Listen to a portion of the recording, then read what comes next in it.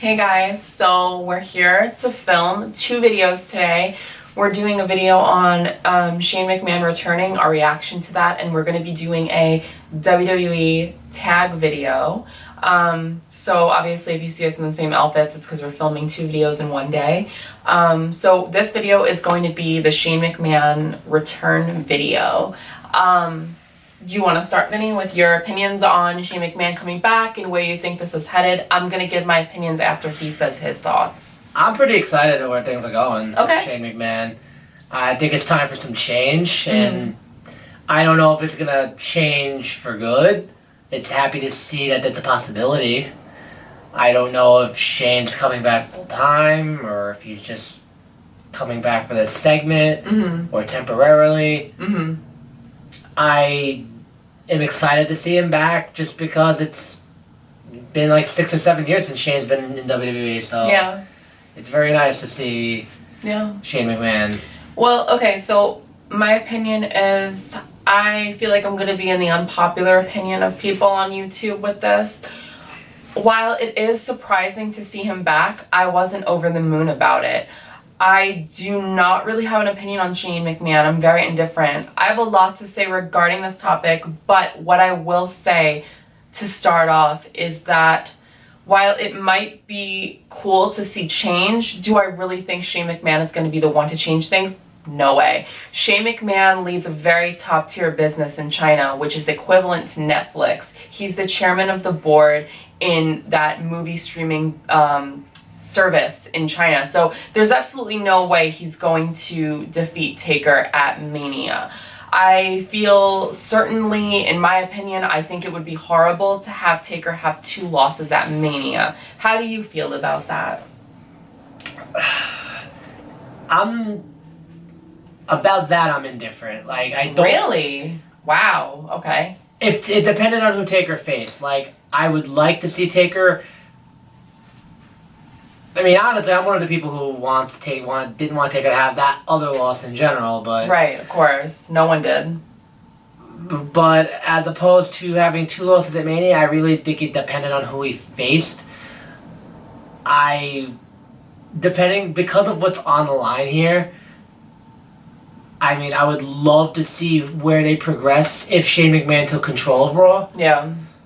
I don't want to see a match where Shane just gets thrown all over the place if Shane is definitely wrestling Taker. Well, see, that's the thing is because, people are saying, oh, Shane still got it. I think people forget that, this isn't 2001 anymore. Shane is 46 years old. The fact that people think he's still got it, no way. I mean, Taker's 50. But Taker's a professional athlete. Shane is not.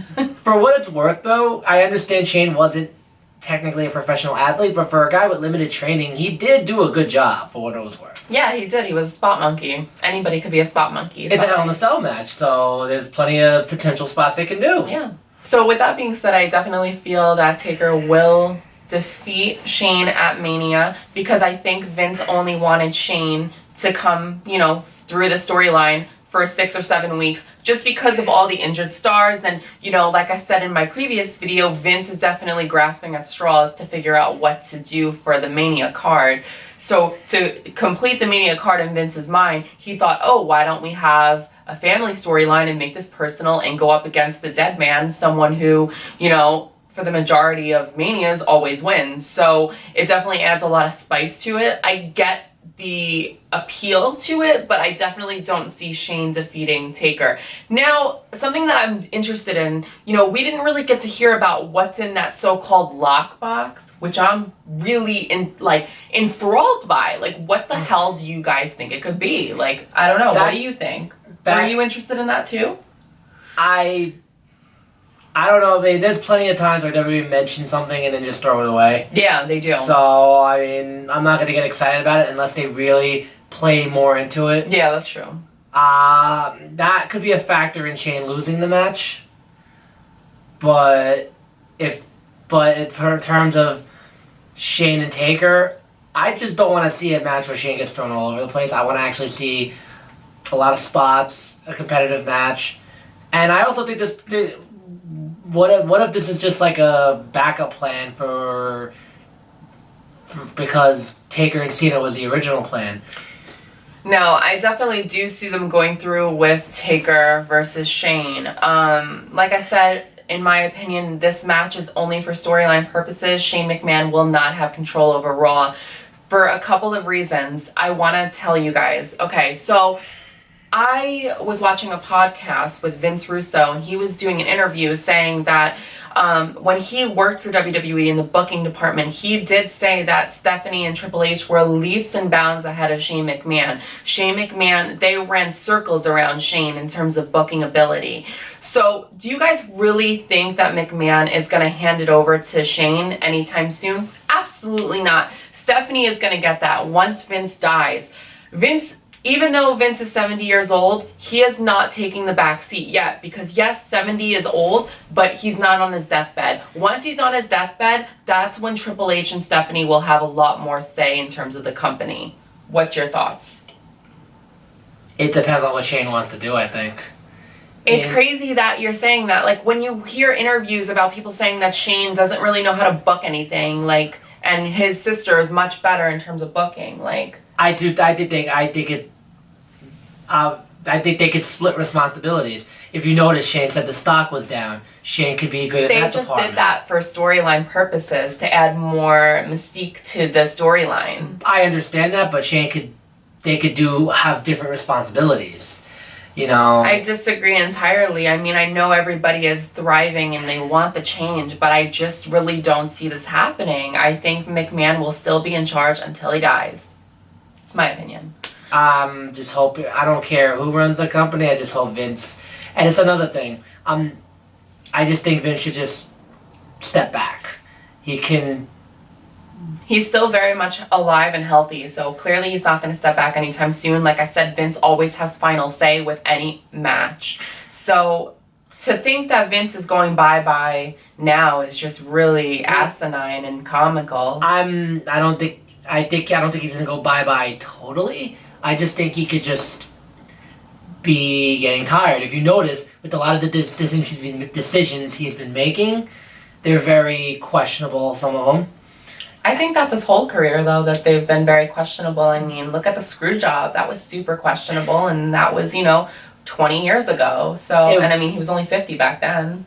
I don't really think that's a valid argument, in my opinion. I think he's not what he was 20 years ago, though.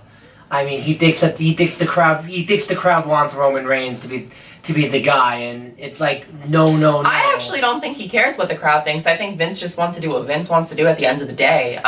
Like I said, Shane is always in China for the majority of a year, so I really don't think that Shane's going to be the guy to change the business. I think this is just for storyline purposes. I think he's doing his father a solid by trying to help out the company for a few weeks. After Mania, do I think he's going to be back? Absolutely not. He probably won't even be back after that. Once Vince dies, it's Triple H and Stephanie's, creation. They're taking over the legacy of Vince. Even if they get most of the control, I do think Shane will play a factor. I mean, at the end of the day, he is a McMahon. I think Shane will always like the company and support the company for what it is, but I don't think that's his baby. I don't think his heart is focused on wrestling. I think his heart is focused on his, entrepreneurial ships in China, which he's very much known for, and they're very lucrative, and he's succeeding in China. There's absolutely no way he's coming back full time. Absolutely no way. I could promote the WWE in, like what he does with his thing in China, he could promote the WWE in other, like in Asia or something. I mean, I could see that being the most realistic assessment because, like I said, Shane's always in China. So I don't see this happening long term. While I am intrigued about the match, I will be the first to say Taker should be going up against a regular opponent, not somebody related to Vince McMahon. I want the intrigue to be like a Kevin Owens, an Ambrose, something like that. Like, I would even be more okay with Cena Taker than Shane Taker. I mean, I personally think that there's a small chance that can still happen, but I don't see it happening now. I mean, the build for this match has already begun. Cena and Taker's on Raw this week, you If guys. Cena doesn't wrestle, I do think he could still be involved in this match in some way, shape, or form. I don't see it. It just really doesn't make much sense. Can't see WrestleMania without Cena. Even if he doesn't wrestle, I can't see Cena not being part of it. Yeah. See, that's the thing. That's the funny thing about the company is that there's so many different routes you could think about, so many different directions. But, you know, either way, you know, the company is in good standing. I think we can all agree with that. You know, it's not going anywhere anytime soon. Even if, you know, the ratings are down, they can go up right after Mania season. So that's what I'm hoping for. And, you know, I'm very positive with Triple H around. Look how great NXT is. The company is going to be okay.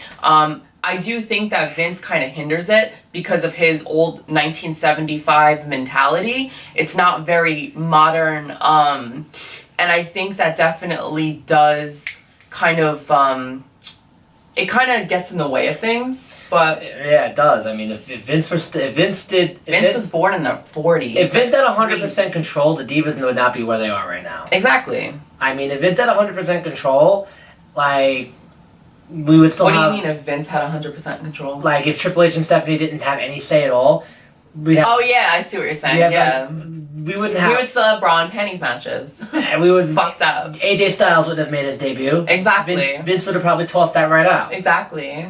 Yeah, I agree. I mean, Vince doesn't like guys. He doesn't like indie talent, which is so stupid. So stupid. And it's like if you were under 6 foot, you were in the cruiserweight division. Exactly. That's so fucked up, and you know that kills me because Rollins is my favorite. So you know, but that's just our opinions on where Shane is going to end up.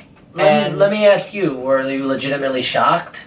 To see was Shane? I legitimately shocked? Yes. Was it something that I wanted? No. I wanted it. I was definitely shocked. I wasn't expecting him to be Taker's opponent. But I actually predicted that, though.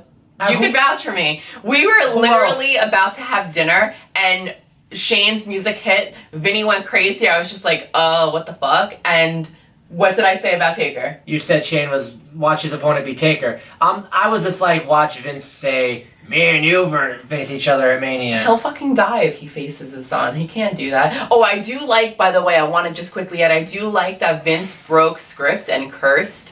I was living for that. That was everything. He literally said, I'm gonna beat the fuck out of you. Yes. I'm happy it's Shane's facing someone that's not a McMahon. Although I would have thought Shane and Triple H would have been an interesting twist if Triple H wasn't facing Roman. Yeah. Well, I mean, that's basically our thoughts of this. Is there anything you want to add? I have to say I agree with you about Taker, though. He should be facing somebody that's... Thank you. That he's, like... Somebody who's a viable opponent, not someone who's not trained. Like, I was living for the idea of Owens versus Taker. If you agree with me, comment below, because that would have been everything I needed. At least Strowman Taker's not happening, though. Fuck Strowman. That's a shit show that McMahon would have... If McMahon had his way, that would be happening. Strowman, to me, while I hate on Strowman. Well, I don't really give a fuck about Strowman. I'm more concerned what they're gonna do with Bray Wyatt. That poor soul is getting fucked over, like, times 10. So that was our video about Shane and where we think he's headed in terms of Mania season and if we think he's gonna last after Mania. So we're gonna still do a lot more topic videos because, like I said, TakeOver is a month away and Mania is over a month away. So the next video after this is going to be a WWE tag video so you guys can get to know us better. So definitely keep subscribing and we'll make more videos along the way. Thanks, guys. Bye.